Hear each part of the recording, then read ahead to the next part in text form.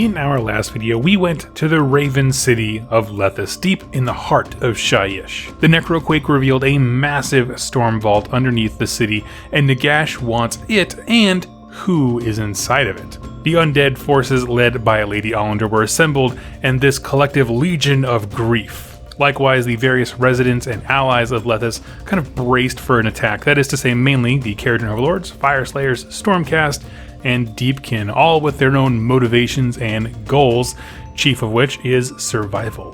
Pushed into the sanctified walls of Lethis, the siege is about to begin. First up, the zombie hordes of the Legion of Grief blotted out the ground for miles around.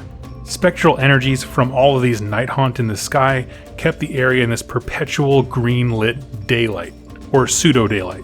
In the sky, Caradhran Overlord ships fired cannons and ethermatic rifles into the hordes, trying their best to thin the numbers and also trying to keep the Geists and the Nighthaunt out of the sky. Here's the thing, the walls are blessed to kind of keep the Nighthaunt out, but there's nothing stopping them from going over the walls. So for that reason, the Caradhran Overlord ships were incredibly important, but they were mostly there for just being merchant vessels. They aren't an entire war crew, so they just couldn't maintain that air supremacy. So these huge swaths of chain rasp descend, having flown over the walls that kept the other undead at bay. They were met by disciplined ranks of Stormcast who expected as much. This is kind of their trap, right? We're going to let the Nighthaunt fly over and we'll kill them and kind of slowly over time bleed the Legion of Grief out of troops. And despite their best efforts, those Nighthaunt could not break past the ranks of Stormcast. And on top of that, the Fireslayers that were there in the city were on their way to reinforce them. So for this brief moment, things were looking really good for the defenders. The wall held, and the enemy could be bled out in piecemeal, right? Eventually, enough Nighthaunt would stop coming over the walls that they could then kind of in a controlled fashion open the gate and then kind of start wading through the undead outside. However, at this moment of extreme optimism, a horn blew and the Greyfeared Lodge warriors charged. Not into the Nighthaunt like they were supposed to, but into the beleaguered Stormcast Eternals that they were sent there to reinforce. We mentioned in my last video, these Greyfeared Lodge Fireslayers were incredibly upset about not getting paid. They had been out defending the local area and kind of taking care of merchants and caravans and weren't getting paid their Urgol because those payments kept disappearing, for whatever reason. Magma Droths roared, axes swung, and a flood of lightning arced from the ground back to Azir. And in a brief sidebar within this story, we learn the truth. After counting the dead of the first day of battle, a Wraith Knight somehow snuck into the city of Lethis, and he spoke to the Greyfeared leader, who's a Rune Son, and bore him a gift. A crate of Urgold that was twice as much as the city of Lethis owed him. The contract was basically all you have to do is open the door. So for this Greyfeared Lodge, who had been working so hard and fighting so valiantly and had nothing to show for it within the terms of their lodge, they would walk back home and have nothing to show for it. All of a sudden now he's getting twice what he was supposed to get paid. That's a great deal. And so that's exactly what they did. Magma Droths pulled open the blessed chains and the front doors of Lethis tore open and the undead flooded in. Now at this point things crumbled very quickly. Lady Ollander walked in with a rush of Geists and spirit horrors all around her. The power of sorrow that she emits, right? She just makes everyone full of grief and sorrow around her. It just crushed the will of anything living nearby. The defender lines collapsed and they are retreating back to the mausoleum. Remember, the mausoleum is the entrance to the Storm Vault. Now at this point, the Lord Celestant of the Anvils of Hellhammer spots the Greyfeared Rune Son who was leading them and betrayed them. In a somewhat petty last-ditch effort to get vengeance, he charges the Rune Son. This battle is pretty cool, but I want you to read it for yourself, so I'll skip over. I'll just say the Rune Son is able to strike down Lord Celestant. It wasn't really a fair fight. Lord Celestant was already injured, but it was really cool. This means the hero that was kind of organizing the defenses of that area just fell to the enemy, and so things are in very much disarray. Now at this point, the siege gets a little tricky to track because there's a lot happening. The Order forces are just shattered. They're all trying to retreat back to their various locations and fortify themselves. and the Legion of Grief decides to split into two forces. Lady Olander is headed for the mausoleum. She was tasked by Nagash himself, bust open that door and free who's inside. Kurdos, her fiance, I guess you could say, takes the Fireslayer allies and a division of undead, and he starts moving towards the Storm Keep, which is also called the Grand Necropolis. It's the Anvils of Heldenhammer base in the mortal realms outside of Azir. And effectively what's happening is Kurdos wants to make the Stormcast Eternals fight a war on two fronts, to defend the home base and also the mausoleum, to kind of pull those forces away. So to keep things kind of like tight and easy to follow, we're going to just focus on one of those two assaults here. We're going to focus on the Kurdos one. They arrive at the Grand Necropolis, which is heavily fortified. You got Stormcast Eternals, Lord Relictors, there's ballistas all over the wall, anti-ghost wards, and Kurdos gambled that the zombies and the Fireslayers collectively could break the doors down, right? Break the wards so that his Nighthaunt allies and him can walk through basically and clean up with inside the base. Well, he gambled wrong. After a brilliant defense by a Lord Ordinator, the Celestant Prime comes in and begins smashing Fireslayers left and right. It is a really cool scene. He pulverizes a Magma Droth, strikes down that Rune Sun who just killed the Lord Celestant. What started as like 1,000 Grey-Feared warriors just a few days ago had become only 100 or so. Now that Kurdos is seeing that his mortal allies and all of the physical death units like zombies and skeletons, they're all getting just obliterated. Well, all of a sudden he knows he doesn't have like the oomph, right? The inertia to kind of smash down one of these walls and break the wards. He's seeing, okay, this is a lost cause. There's no reason to die here. And he pulls back. He signals a retreat, and those death forces, that one arm, begins to fall back. He didn't any longer have like the might to break into the fortress, but he was somewhat successful in that he did pull assets away from the fight that Lady Olander was taking, and we'll transfer over there now. Over at the mausoleum, the Sacrosanct Chamber, well, at least one of them, of the Anvils of Heldenhammer, stood in this tight formation defending the entrance to the vault. And it was a great defense, but it couldn't last. There was just too many enemies coming at them. There was a Lord Arcanum in charge of this specific section of the defenses, and he's realizing this just isn't working. Obviously, there's the Sacrosanct Chamber defending stuff, trying to fight off the undead. This is also the place where the Deepkin were racing in and out with their eels, trying to smash as many enemies as they possibly could, but they're just so outnumbered. This Lord Arcanum, understanding that they were about to lose this fight, kind of unveils some kind of secret orders he was given, right, as a last-ditch effort, like the doomsday button to press, and that is fall back into the vault, taking everything that you can find with you, keep going deeper and deeper, and then use those weapons against the enemy. Do everything at your disposal to fight them off. Remember, none of this is supposed to happen. If the Fireslayers didn't turn on them, the defenses would have bled out the army, we wouldn't have had to touch this stuff, Sigmar would be happy. This is 2 seconds to midnight on this battle, so it's like, let's just throw everything at it and see what happens. Now, this is kind of working. Sadly, things were so crazy they couldn't secure everything. So basically, they're kind of walking backwards through the vault itself, grabbing what they can and fighting with it, but some of the artifacts are being missed, or they can't move them, or they're too heavy, something like that. And so Death Armies itself is trying to get those things, and now they are incorporating hidden away artifacts into their war effort. Eventually, the battle kind of goes all the way through this long hallway entrance and ends inside a grand hall of the vault, the main chamber of the entire thing. It's a massive room where it has that spinning black orb that's a huge prison cell in the dead center in the sky that I mentioned in the last video. In there is the malevolent spirit that Nagash sought to free and that Sigmar sought to conceal forever, surrounded, of course, on all sides by unimaginable weapons. At this point, things are brutally not looking good at all. The defenses are crumbling left and right. The Lord Arcanum and grabs his evocators, it's kind of like personal guard, and he's like, okay, we're going to cut the head off the snake. And so he sees Lady Olander coming through that same hallway, and they try to make a beeline straight for her. Thing is, Lady Olander in this set of stories is incredible at fighting. She strikes them down way easy, like super easy that I would not expect.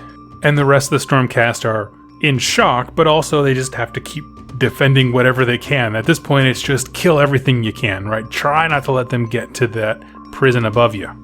And at this moment, when things were super grim, this huge shrieking sound rang throughout Lethis and deep into the storm vault itself, and a massive zombie dragon smashes into the rear guard of the Legion of Grief. All the tail end of the army that's pouring into the storm vault comes under direct attack from the Tenebrous Court, the flesh-eater court that is off to the east that vowed, hey, we'll come defend your city if you're ever under attack, because they perceived the people of Lethis in their delusion as being sad, underfed, unable to defend themselves. It was more of a pity move. Well, they showed up keeping their word. At this point, I just want to slip in here that, remember, flesh-eater courts don't necessarily see all other death units as allies.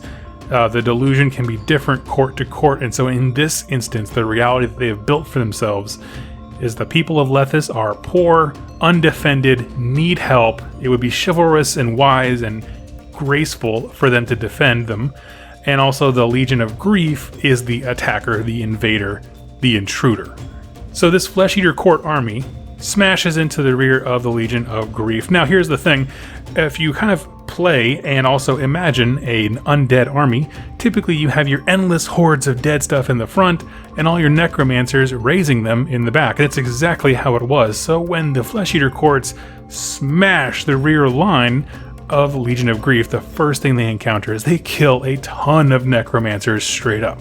And upon their deaths, a bunch of deadwalkers and skeletons collapse into dust without their master's willpower invigorating them. So the sheer number and overwhelming mass of Legion of Grief is now dwindling by the moment. And there's this weird scenario where, if you think about it, inside the vault itself, right, you have a small Stormcast contingent that they're still deadly and they're still fighting to the last man. On the other side, outside the actual entrance, is the Flesh-Eater courts fighting, and they're super ready for battle, right? They haven't been wearied down for the last several days. And in the center, in that awkward, a hallway space, is the Legion of Grief. So they're in a bad way, even though they're winning, right? They're kind of killing the Stormcast in there. They are now functionally pinned inside of this Storm Vault entrance. Yes, getting in the vault was their goal, but it's not a good place to get trapped as your numbers dwindle. At this point, the Celestant Prime, who just flew over from the defense of the Stormkeep, appears, greets his new kind of strange allies, and makes his way to the vault to stop Lady Ollander.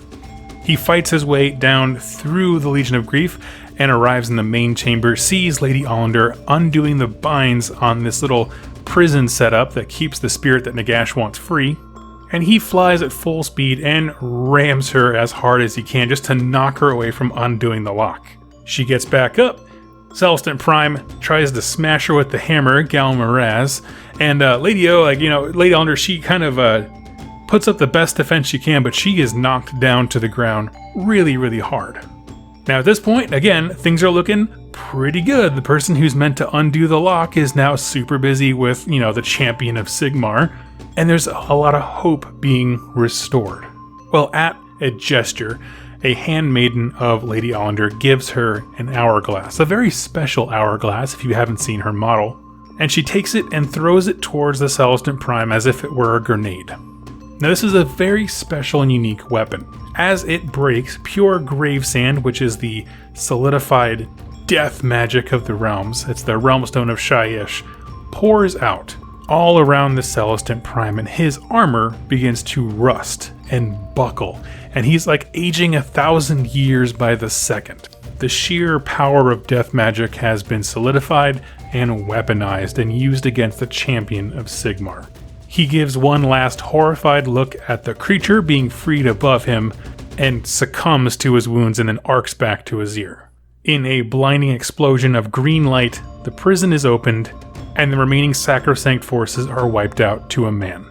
And that is the full story of the Siege of Lethis. Now, there's a lot to unpack here. Let's talk about why this was a freaking cool story. Up front, the bad guys won, and I love it. I hate it when the good guys keep winning. There's a lot of things here I want to touch on, so I kind of listed them off here. The idea of introducing, we can tell that Games Workshop wanted to introduce the idea of mercenaries as a game mechanic and then have stories to demonstrate it. I think they did a fantastic job because in this story, there are two very good reasons why allies would switch. By that I mean, Fire Slayers are an Order army. We can see why they were disgruntled, they were angry, and why they would take payment to betray the people that they were quote-unquote helping. That made perfect sense. I like it. It's what Graveyards are all about. Conversely, I love the fact that the Flesh Eater courts, who had their own delusion for reasons for, being cool with them, the people of Lethis, had a reason to show up at the end and, fight death. Fight the Legion of Grief. I thought it was pretty well executed for kind of demonstrating those ideas in a narrative format. In addition to that, I loved the fact that the Celestant Prime died. And here's the thing, I love that model. I painted mine up. He is my favorite thing. He was a ton of fun to paint. Love playing him on the tabletop. The reason I wanted him to die is because during the Realmgate Wars, whenever he showed up, kind of the same thing with Archaon, it was game over for anyone else, right? Well, he was like the plot device that ended all their plot devices. When he showed up, it was insta-kill, right, on everything else. So to see him, first of all, meet a match, because his fight with Lady Ollander was pretty cool. There's a lot of back and forth. They're both, given and taken in terms of smashing each other and trying to defend as best as possible. And then to have him die in such a cool way was so neat. It strips away that safety net of oh, well, he'll never fail, right? He's the Sigmar's champion. Nope, he can fail. And that is a cool thing to know. In addition to that, as I mentioned before, Lady Ollander, we always see her in art as kind of this flowing, gentle spirit, and we know she exudes this aura of grief and sorrow, but she got down and dirty in this thing. She was smashing, she was punching, she was, beating people with her staff, she was cutting people in half, tossing grave sand grenades. She was really, really cool. So if you are someone who loves Lady Ollander and the lore behind there, I thought it was a really cool story. It certainly made her seem far more interesting than I've seen in other things. And as a kind of a side note to that, we also see why her and Kurdos make a deadly team. So in the lore for Nighthaunt, basically Kurdos was a military genius who kept, betraying people to assert his supremacy. And Nagash's eternal punishment is you're going to be married to Lady Ollander, and so this way you can never achieve more than your betrothed ever will. She's a higher rank than him. He's always going to be number 2 for eternity, which irritates him. And so you're okay, that's cool. They haven't really played much into how those two work together. But when you get into this scenario where it's okay, they are so on the same page that he can go lead a second campaign to pull off forces to one side. He's independent, he's smart, he can do his own thing. And then also she, of course, being the Mortarch of Grief, has her own abilities and her strengths. They just work as a very well-oiled machine together in this.